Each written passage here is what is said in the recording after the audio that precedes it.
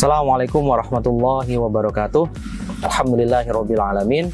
Arsala rasulahu bil huda wa dinil haq liyudhhirahu 'ala dini kullih wa kafa billahi syahida.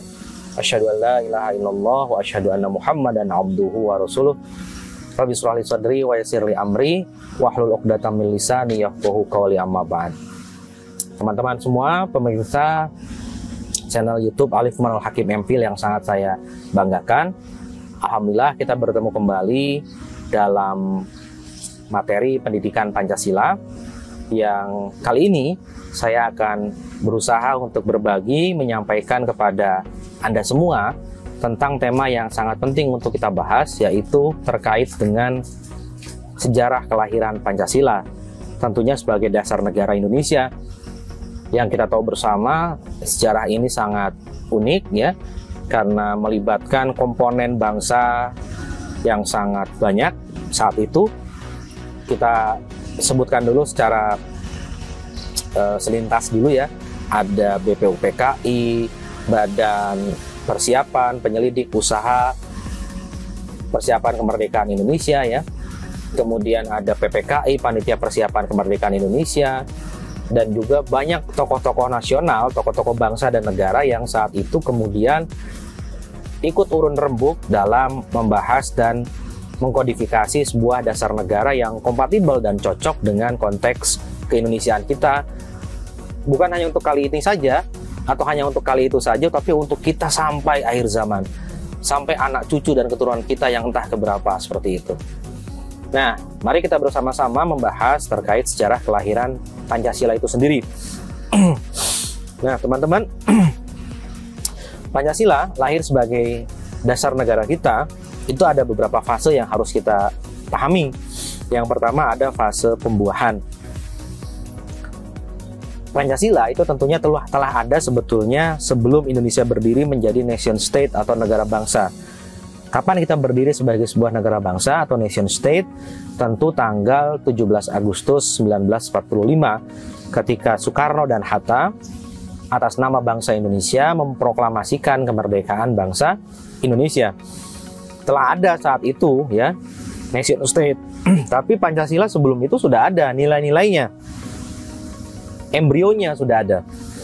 Telah ada dalam bentuk apa, teman-teman? Yang pertama dalam bentuk kearifan lokal atau local wisdom atau local genius atau genius loci, yaitu tata nilai di masyarakat, nilai-nilai yang sudah ada di masyarakat kita sejak zaman kerajaan, bahkan sebelum zaman kerajaan, bahkan sebelum Belanda masuk via VOC, sebelum pemerintah kolonial Belanda masuk, sebelum Inggris pernah masuk, sebelum Portugis pernah masuk, Perancis pernah masuk, nilai-nilai dan tata nilai yang ada itu sudah ada sebagai nilai-nilai awal dari Pancasila yang akan muncul kemudian pada tahun 1945.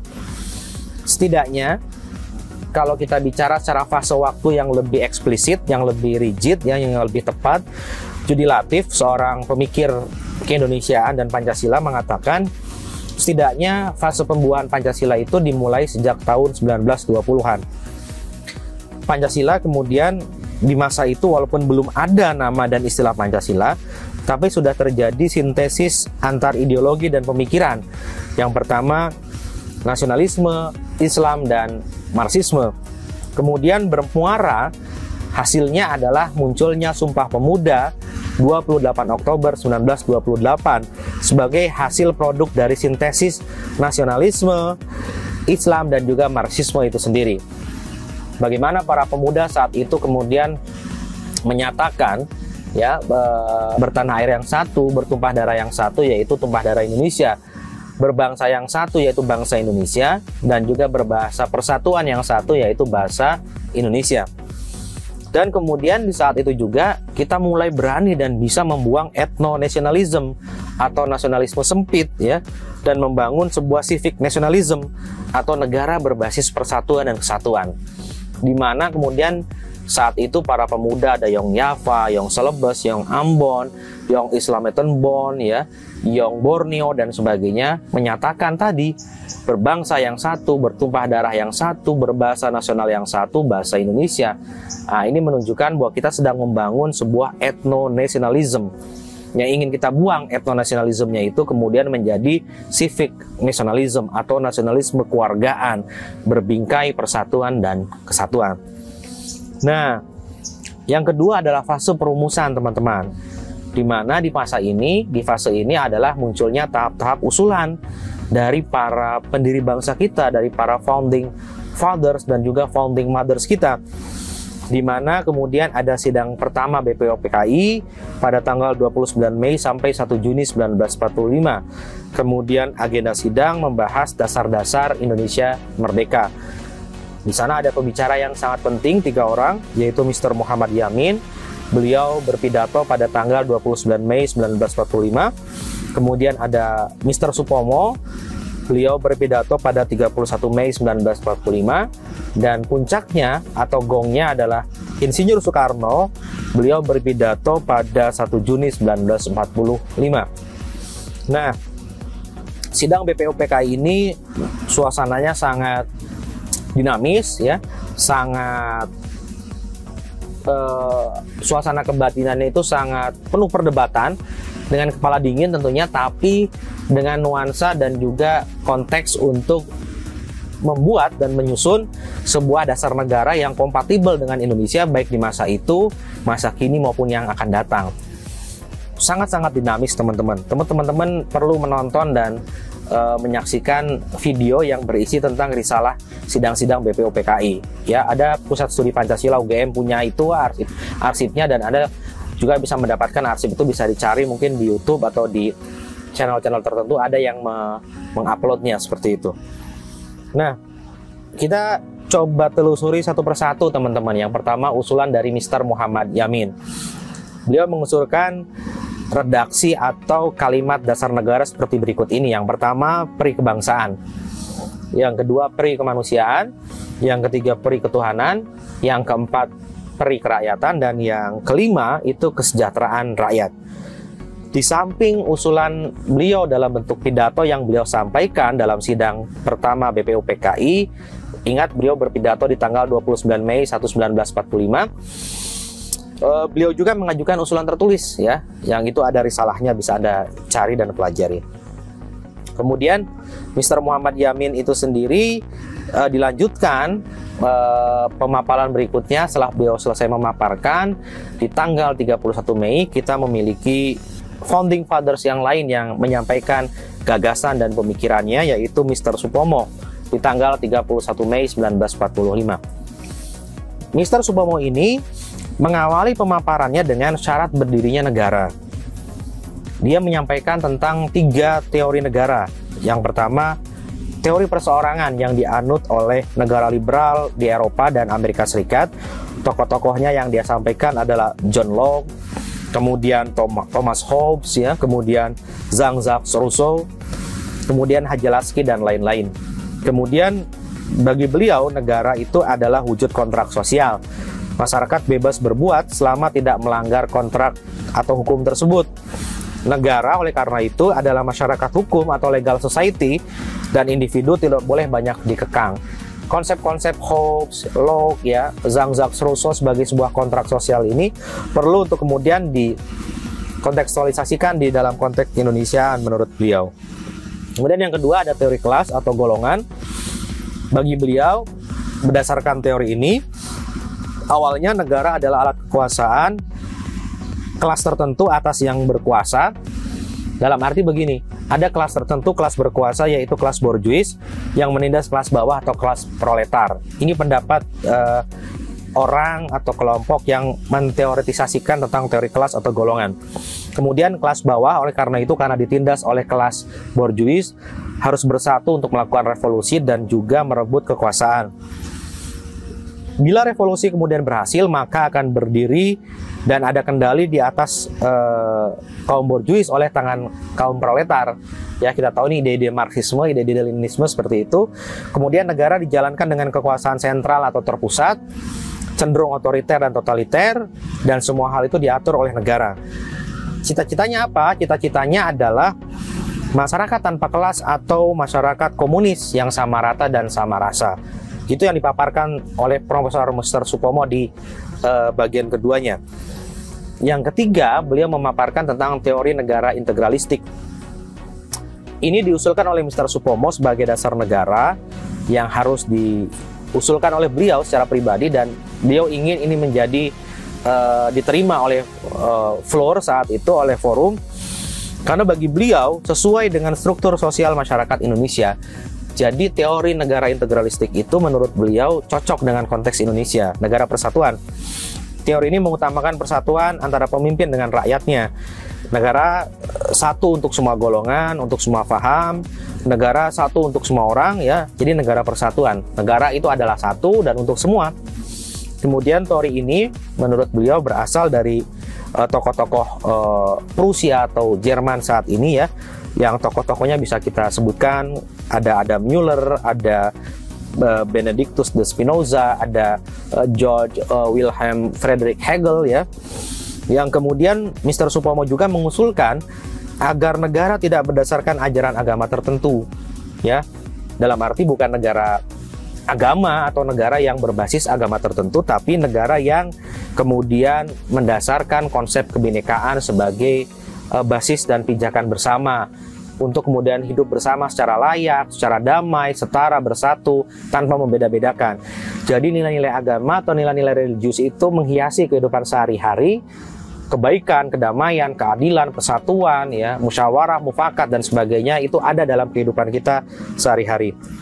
Nah, kemudian Mr. Supomo dilanjutkan setelah beliau selesai menyampaikan pidatonya di 31 Mei 1945. Yang ketiga yang berpidato, puncaknya atau gongnya adalah Insinyur Soekarno. Beliau mengatakan di 1 Juni 1945, dasar negara kita atau filosofi segrondslag kita adalah, beliau kemudian mengusulkan nama Pancasila. Tapi kira-kira awalnya begini, beliau mengajukan 3 usulan dasar negara. Yang pertama, dia mengajukan konsep bernama Pancasila. Yang kedua, Trisila atau Ekasila, ya. Yang kemudian sifatnya yang usulan atau naskah akademik. Jadi luar biasa ini perdebatannya secara akademik. Beliau mengusulkan Pancasila atau kemudian bisa Trisila atau Ekasila. Tapi kemudian forum menyepakati, dan kita tahu bersama akhirnya istilah Pancasila lah yang disepakati sebagai dasar negara kita. Namun sebelum istilah Pancasila yang redaksinya persila seperti yang kita terima saat ini, Bung Karno usulannya tidak seperti yang kita dapatkan saat ini, karena itu kesepakatan forum. Beliau mengusulkan dulu Pancasila itu yang pertama adalah kebangsaan atau nasionalisme, yang kedua kemanusiaan atau internasionalisme, yang ketiga musyawarah mufakat atau demokrasi, yang keempat kesejahteraan rakyat, dan yang kelima ketuhanan yang berkebudayaan. Itu usulan Bung Karno dan naskah akademiknya jelas. Jadi teman-teman perlu ingat dan paham, perdebatan, perbedaan itu sangat dinamis, tapi betul-betul dibangun, dipijak di atas pijakan kebersamaan. Ya, yang kita tahu kemudian Bung Karno juga menawarkan konsep Trisila. Yang pertama sosio-nasionalisme, yang kedua sosio-demokrasi, dan yang ketiga ketuhanan. Yang ketiga usulan Bung Karno itu adalah Ekasila, yang beliau peras dalam satu kalimat atau satu kata, yaitu gotong royong.